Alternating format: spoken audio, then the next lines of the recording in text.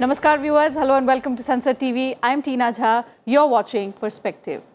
As Sri Lanka continues to grapple with its worst ever economic crisis, the World Bank has agreed to provide $300 to $600 million over the next 4 months to buy medicine and other essential items. The country's finance minister, who is currently in Washington to negotiate a rescue package with the IMF, has informed this, and he said that while talks with the IMF will take some more time, the World Bank has agreed to provide support in the meantime. In fact, he also said neighbouring India has agreed to provide $500 million to purchase fuel, and negotiations are underway on an additional $1 billion from New Delhi, which has already provided a credit line of $1 billion. The island nation is on the brink of bankruptcy, with nearly $7 billion of its total $25 billion in foreign debt due for repayment this year. A severe shortage of foreign exchange means the country lacks the money to buy imported goods. Sri Lankans have endured months of shortages of essentials such as food, cooking gas, fuel and medicine, lining up for hours to buy the limited stocks available with the country, as a result of which the country has also witnessed massive protests in recent weeks. And besides, the country has defaulted on all of its external debt of about $51 billion after running out of foreign exchange for imports, calling it as the country's last resort. So while domestic policies are largely being seen as reasons for Sri Lanka's economic collapse, many also blame China for the unprecedented crisis in the island nation. Defaults over China's infrastructure loans to Sri Lanka, especially the financing of the Hambantota port, are being cited as factors leading to the crisis. With an eminent panel of experts today, we will try and understand the China factor behind the Sri Lankan crisis. What is China's lending model, and why is it coming under increasing criticism for low and middle income countries with unsustainable debt?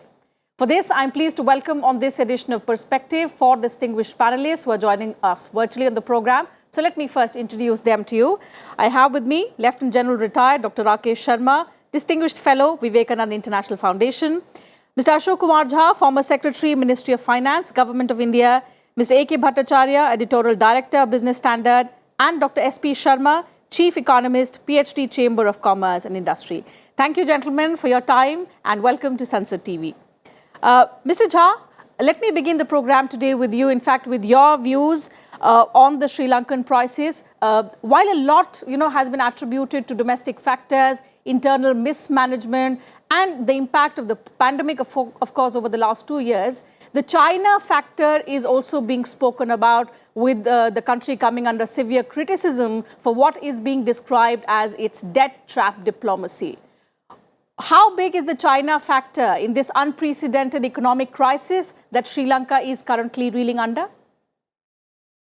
Well, as you rightly pointed out, the problems of Sri Lanka are not entirely due to China.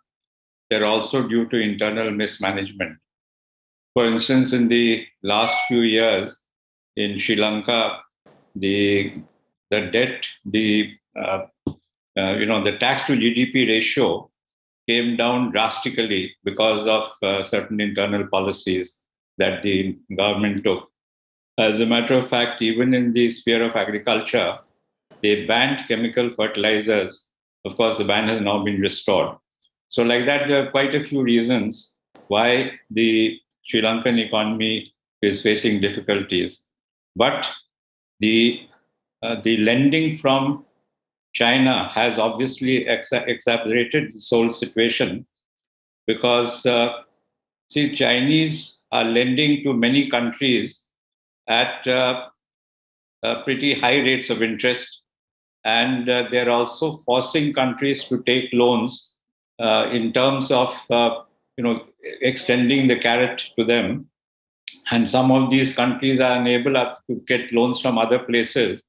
In fact, there are more than 40 middle and low-income countries that today have taken loans, and their debt exposure to Chinese loans is more than 10% of their GDP. So quite obviously, China is functioning more like a loan shark and indulging in very sharp lending practices.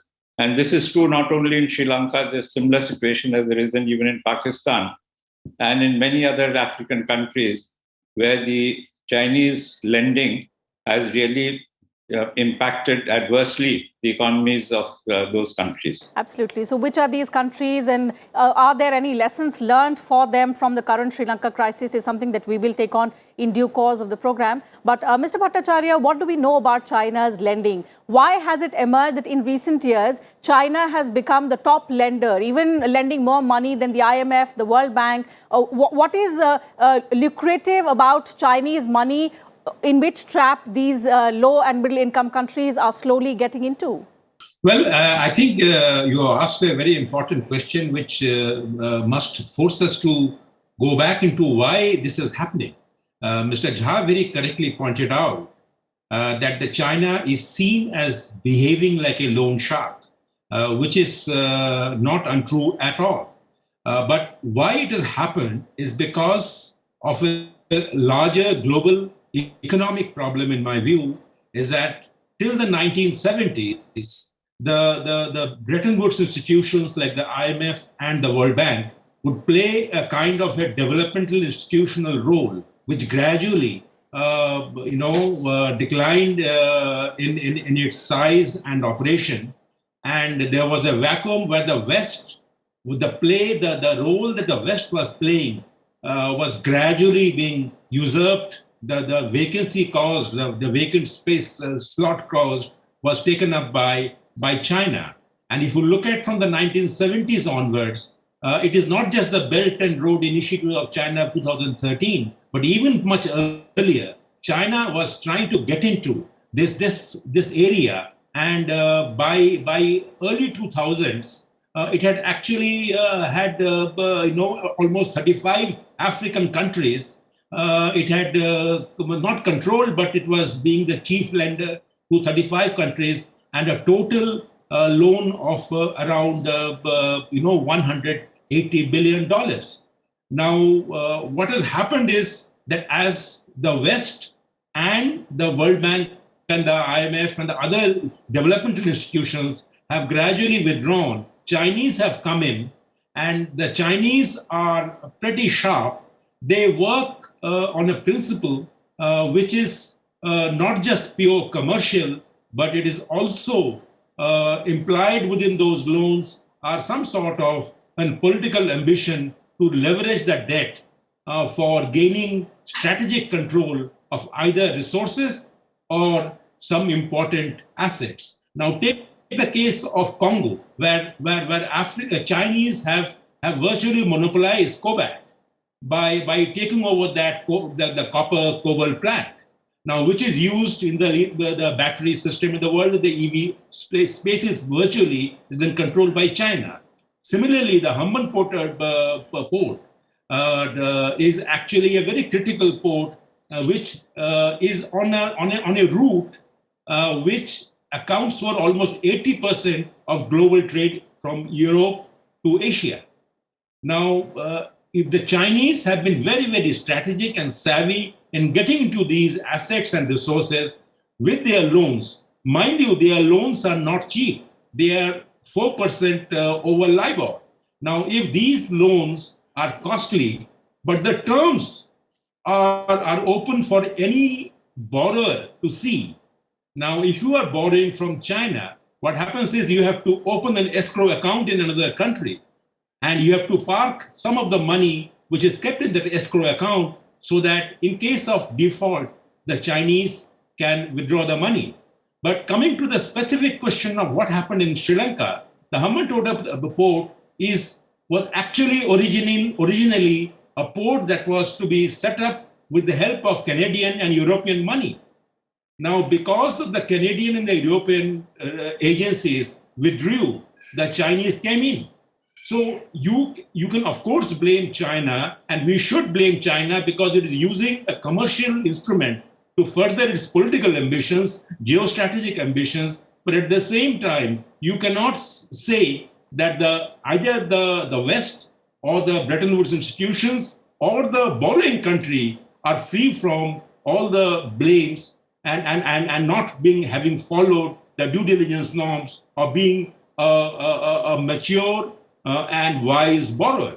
General Sharma, let me bring you in here now for your perspective. Do you agree with what has been said by Mr. Jha and Mr. Bhattacharya on Chinese debt trap diplomacy that we are talking about? And I want to begin the question by quoting American statesman John Adams, who had once said that there are two ways to conquer and enslave a country. One is by the sword, the other is by debt. Do you think, is China using the latter in its quest to become a global power? Now, the fact is that it's a long-term game. It's their Middle Kingdom issue, which is riding high in the minds of the Chinese hierarchy, where they want to get the global influence. It's a method of gaining global influence, and they found it very convenient. As Mr. Bhattacharya rightly said, the Bretton Woods institutions must accept their blame. Now, the countries which are developing do want to develop. They do want infrastructure. They do want the method to bring up their own countries.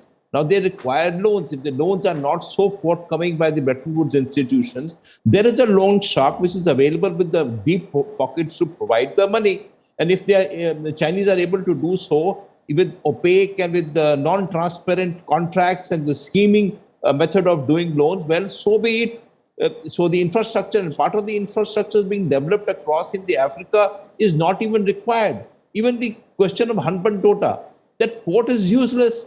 You cannot use the port. You know, the port has been a literal failure in the course of last so many years because of the kind of location it is there and the requirement of the high seas, the shipping industry to use it. So the point is that this is a method of getting global influence, and that global influence is also in that manner ties up larger number of countries. And it's not a question of Hambantota alone. The power sector of China, the power sector of Cambodia, of Laos, the land, they have taken land from Tajikistan of over 1,000 hectares in the area of Pamirnot, strategic land close to Badakhshan province. So what the Chinese are doing is a long-term game. And this game has been so well planned. There are 120 plus countries which have the largest trade with China. There are truth here. It is a matter of reaching a pinnacle of glory by 2049, which is their 100-year marathon. And they have planned this game exceedingly well. Now, the contracts are so difficult that you can't even make out whether the contracts are on benefit. The public doesn't know. The people of these countries do not even know as to what's happening. So nations get entrapped into this home game. I think, as time is passing now, see, yesterday, the Pakistanis have scrapped the CPEC authority because they said it's a redundant organization. The Chinese have also already pulled back. Now, what the Chinese have done is they have taken, say, in Pakistan, Gilgit-Baltistan, there are a whole lot of minerals. There were thousands and thousands of contracts taken in Gilgit-Baltistan to drought, uranium, and all the even heavy metals across from that area. And SEZ has been developed. So the things are changing so dramatically that the people who are watchers of this game are not able to keep pace. And the international community must get together and sort this issue out. Absolutely. So what can the international community do is something that I'll go across to Dr. S.P. Sharma. The IMF, the World Bank, in fact, senior officials of both these finance institutions have sounded the alarm. And they are now saying that the risks of these global debts are just rising and the options are vanishing. What is the solution, Dr. Sharma? Because what we are seeing is more and more countries across continents are falling into this trap because of reasons well known, and the kind of lure that Chinese have been providing, the kind of sphere of influence which is expanding, as Dr. Sharma also pointed out. What is the solution to it? Can global bodies do something about it? Yes, ma'am. Actually, the hard landing is totally now has become a worrying factor for going forward, because China, after the Lehman crisis, is now landing to the other countries. Like countries are there where China has made some financials and providing the loans to those countries, like developing some infrastructure, like in Sri Lanka, Hambantota port.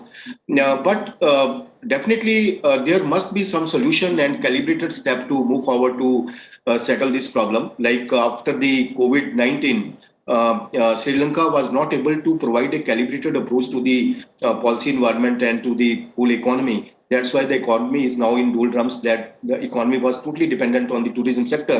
But the country was not able to attract tourists because there were lockdowns throughout the world. So now, after the COVID, when we are now re-emerging once again from the COVID crisis, though some countries are again facing the crisis, but the impact of the COVID is at around $7 trillion on the world economy. So that is now has to be distributed. So many countries are impacted because of this loss of the GDP to the world economy in 2020. So countries such as China is also in this severe slowdown. That's why the country is now in debt trap, and debt is increasing like anything. The total overall debt is increasing 20-30% every year. So that is a worrying factor for not only for China, but for the global economy. That will impact the financial market segment very significantly, because now the countries are connected. No country is working in the isolation. All the countries are connected. If there is some slowdown in US, then China also faces some slowdown, and India also faces some impact on the GDP numbers. Absolutely, and something So that we are already forward, witnessing. I believe the country should focus on their domestic structures, particularly the social setup and the grants and aids to be provided to their social setup, because now countries spent a lot during the COVID crisis, but they were not able to generate much GDP from the resources. That's why the countries are facing such kind of problems. But the calibrated approach, like India adopted, fiscal deficit is also under control. Again, though it was high during the 2021, but again now we have with our calibrated approach, we have addressed this problem. Going forward, our growth is projected highest in the world economic system. But like countries like China, they are decelerating every year. The China's growth will decelerate. That will be sub 5% in the coming year and coming so many years. So I believe IMF is not the solution. IMF will provide a immediate aid to the impacted countries, but going forward, the countries has to address their social setups and their structures of the economic environment to provide adequate support, but in a calibrated manner, considering their financials and considering their growth parameters. Okay, so my sir, suggestion is that like if we have to stop the contagion of such kind of repercussions from China and Sri Lanka, we should also focus on our rural economy and the rural segments, rural enterprises, so that growth becomes sustainable and strong in the coming Dr. times. Sharma, And for the road ahead, I come back to you and understand what's the road ahead. But since we're talking about a calibrated approach and how, you know, in this interconnected world, there needs to be a framework to stop such kind of practices, which obviously is damaging to economies, especially the low and middle income economies. Mr. Jha, one such effort was made by the group of 20 nations. In fact, they had set up a common framework in late 2020 to help about 70 countries that are in danger of default. How efficient and strong is this group? Have they been able to do anything to stop such kind of practices by countries like China, which are slowly, trapping countries in Africa, in Latin America, also in our neighborhood? We are seeing increasing number of countries becoming signatory to BRI and eventually falling prey to their debt trap diplomacy. Well, I don't think the G20 has been very successful in making sure that the situation that has been brought about by very aggressive Chinese lending has been resolved. In fact, see, for the major countries, there is the Paris Club, which really looks at if any of the borrowing countries gets into difficulties. The Paris Club basically steps in and tries to alleviate the conditions and terms and conditions of that the borrowers face. But here, I think the basic thing is that the Chinese are using their lending process. It's basically predatory lending. They want they want to use it essentially to take control of certain assets that the borrowing countries have, and I don't think the efforts of the G20 are going to yield much results. In fact, in our own neighborhood, if we see, apart from Sri Lanka, Pakistan has borrowed heavily from China, especially their hydropower projects, and that is a a complete disaster as far as the Pakistan economy is concerned, because excess capacity has been created at tremendous cost. Similarly, now the Chinese are also focusing on Myanmar, on Maldives. So it is essentially, it is their desire to go in for economic colonization that is driving their efforts. And I don't think the international community can really do very much, because a lot of these loans are not even government to government. They are basically extended by public sector entities in China. So it can't really be done. That is why the figures, the total figures of such lending by China is very, very, very difficult to come by, because a lot of this, as I said, is through these agencies. Okay. I think the solution for this really would be for the borrowing nations to realize the kind of trap that they are being led into, and they have to exercise restraint in terms of taking loans from these from the Chinese authorities. Okay. Mr. Bhattacharya, but amid growing criticism now that there are several countries questioning China's debt trap diplomacy, there has also been a pushback from certain countries. We've seen several countries like Myanmar, Malaysia also cancelling projects with China. Do you think there are lessons learned and this could dent prospects of China? There could be a negative sentiment within the region and beyond after the Sri Lankan crisis?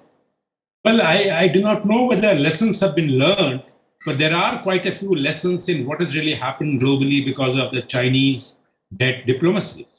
The number one lesson to my mind is that what Mr. Jha hinted at is that the borrowing countries should realize that a commercial loan from a country like China does not come just as a commercial loan. And I think that lesson should be learned by all borrowing countries. And the second lesson would be the reference that you made about the G20. Now, remember that the G20 mechanism that started in 2020 has China as a member. Now, in spite of that, the G20 initiative has not made any progress. So therefore, there is something fundamentally flawed in this entire G20 initiative. So I do not know whether just a G20 initiative can really help. And the third lesson would be that it is important to realize that China today is the largest creditor country in the world. In a sense that it is bigger than the Paris 8 Club developmental aids. So if China's debts collapse, I think there are global consequences. So therefore, the US will also be affected, because bulk of the Chinese money is actually parked in the US Treasury. So therefore, I only hope that in an attempt by the West to fix China, we don't create another problem in the global economy. Absolutely. Because there is no doubt that infrastructure is the need for many countries in the developing and underdeveloped countries, Africa, and large parts of Certainly. Asia. And most of these loans have been around infrastructure projects in Asia, in Africa, also in Latin America, where China is slowly expanding. General Sharma, let me ask you a related question. So when we talk about China, of course, has criticized all of this, saying what it terms as development partnership. Now, India, as another Asian giant, we know has been engaging with countries in something which it also calls development partnership. Of course, our models are extremely different. So whereas China has come under intense criticism, what we are at the same time witnessing is that India has emerged as a reliable partner. How different is our development model? So in countries in Africa, in our neighborhood, what is the kind of development partnership that we are engaging in? Okay, see, the fact of the matter is that we are engaging our neighboring countries. We have relationships, and we have done what we have done with Sri Lanka, also with Nepal, Bangladesh. But the fact of the matter is that we don't have the kind of deep pockets that the financial institutions have, or what China has. So while we can do a bit, and then we are doing so, but it can't be ad lib as the way the Chinese have been doing. And actually, the world has to get together. This build back a better world, the B3W model that started out. Finally, the G20 countries have to pool in finances and bring about a corpus which will be available for infrastructure development across the world. And maybe the World Bank or the IMF has to loosen out their rules and regulations and the structural reforms that they seek for many countries before they provide loans. India will do its bit. But then, how do we handle an issue? See, the Chinese have done great inroads inside Nepal. They have made inroads inside Bangladesh. They are, of course, they have the road access now across from Yangon across to Yunnan province, across where the convoys are moving in Myanmar. So the fact of the matter is the Chinese have pockets, and also there is a matter of corruption. Even Mr. Rajpaksha was accused of corruption in 2015 for having taken $1.1 billion from the Chinese firm called CEHC as part of the process. Of course, all this is not proven, and the Chinese can do corruption which we cannot get involved into this matter. The models are different, and finally India can do only its bit. But can you do what Chinese are doing, making railway lines between Lhasa and Kathmandu, and the feverish pace that they are doing so? I mean, we don't have the capacities to do that kind of work. Ours is a slow and steady process. Absolutely. So I think we should not get in competition with China. We have traditional relationships with our neighbors, and we should build on our traditional relationships. The most important part is that even though they have deep pockets, India's development model is based on human-centrist approaches, and that is what makes the huge difference when we talk about development partnership. Time is extremely short. Dr. S.P. Sharma, one concluding remark from you. Yes, as you rightly said that we have the different structure, and we have to focus on the setup of the rural structure and rural economy that will the boost to the overall economic structure of India. And we have already high growth trajectory. We have to support it with the structural reforms. So those countries, like Sri Lanka, they have not focused much on such kind of reforms, but we focused from very beginning month of March 2020, and there were reforms in each and every segment of the economy. That's why we recovered sooner than later, and now we are prominent in the global charts. Once again, we are the fastest moving economy, but we have to support our consumption with the ongoing reforms and the support of the government, and the recovery has to be sustainable, of the industry, particularly for the small businesses, that will strengthen the growth of the economy to the much higher level. Certainly. So our response to the pandemic has been good. We've been able to make quick recovery, in fact, better than anticipated. And now going forth, it's important to sustain this recovery, which I'm sure with the kind of reforms that have been underway, we should be able to do it. But whether there are lessons learned for countries that have been trapped in Chinese diplomacy is something that we'll have to wait and watch, because there are a host of countries in our neighborhood. China's influence has been expanding in Africa for the last several decades. And now Latin America is also one continent where Chinese presence is increasingly, seen. It's expanded over the years. So with that, I'll have to wrap up the discussion. Thank you once again to all 4 guests for joining us on the program today, sharing your thoughts with us on this very, very important subject. It was a pleasure having you on the program. So that's it from us on this edition of Perspective Today. Thank you very much to all my viewers as well for your time. See you again next week. Thanks once again.